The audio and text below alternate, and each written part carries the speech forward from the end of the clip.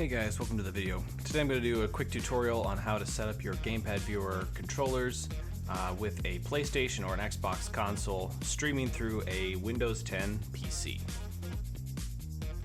First off, you're going to need to get your custom URL to add your controller of choice to the stream inside of OBS.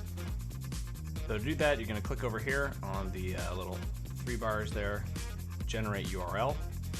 And here you need to pick your player number. This picks up on which input your controller is set to if you have multiple controllers plugged in. If you don't, it's probably just player 1. Then you pick your skin. In this case, I'm going to go with the Xbox One just because. And that is probably good enough for the basic setup. A lot of these extra settings in here go into more detail, but for the most part, unless you have a unique controller or something funky like that, you can just stick to the basic setup here. Go ahead and copy your URL, and you are done on the site for now, other than making sure that your controller does work, which we've already confirmed that, so we're good to go. Next, you're going to jump into either Labs OBS or just regular OBS. Today we're going to be working with Labs OBS.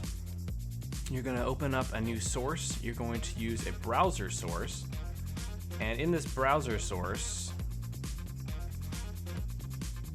you're going to paste your new link you had, and you make sure that you adjust the height of your height and width of your source to make sure that you don't clip the edges of the controller.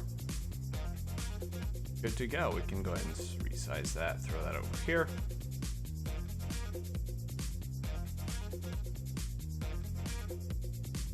Now that we've got our controller setup going, we can grab our inputs from the console and make sure that we put them onto OBS as a source so we can make sure they get onto our stream for Twitch or wherever we're streaming to. Okay, so first we're going to try doing this with the PlayStation 4. What you need for this is the application from their website. It's just going to be the PlayStation Remote Play app. You can just download this for PC or for Mac. In this case, we're doing it for the Mac. I already have it downloaded and installed, but this is where you would go to get it, and I'll make sure the link is in the description. But once you have it installed, go ahead and fire it up. And inside of the settings here, go ahead and make sure that you sign in to whatever PSN account you're working with. And under the video quality, you can adjust the resolution to be as high as you need it to be, whether you're going to be streaming this straight out from your console or whether you have a capture card that you're going to be capturing the HDMI signal.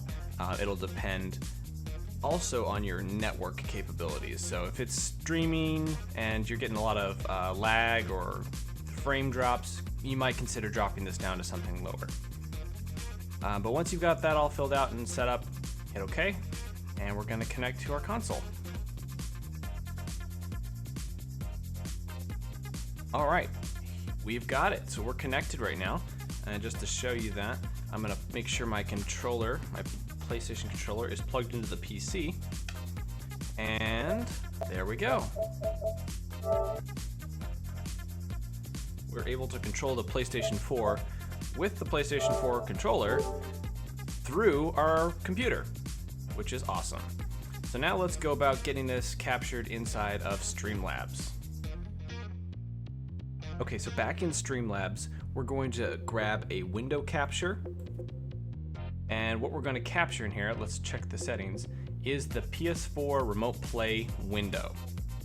So now we can adjust that size, turn it on. We can adjust the size of this to fit on our screen, however we need to.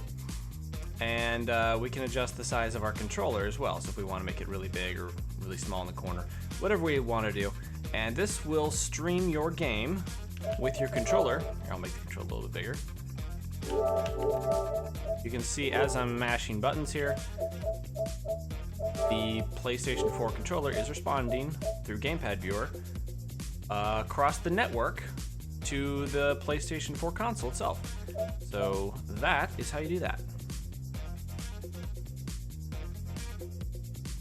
Next, we're going to try the same setup, but using the Xbox. Okay, for this next step, we're inside the Xbox app that comes pre-installed on every Windows 10 computer. What you're looking at here is just what it looks like when you've logged in to the app. What we're looking for is this spot down here where it says connection. The Xbox app is able to see your console if it's connected to the same network. In this case, I have it set up on a wired connection the same as my PC, and we're able to create a local stream. This is going to stream the video from my Xbox to my PC, and it's going to stream my controller inputs from my PC to my Xbox. Let's get that going.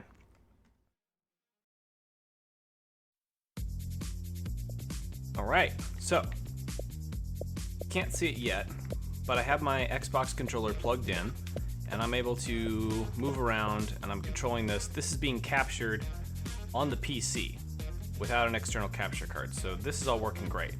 But some people might not want it full screen. That's fine. We can go up here, just hover on the top bar, slide over here, and let's make that a window. There we go. That's a little bit nicer. Now we need to capture this window inside of OBS. So let's jump back to Labs OBS and let's add that.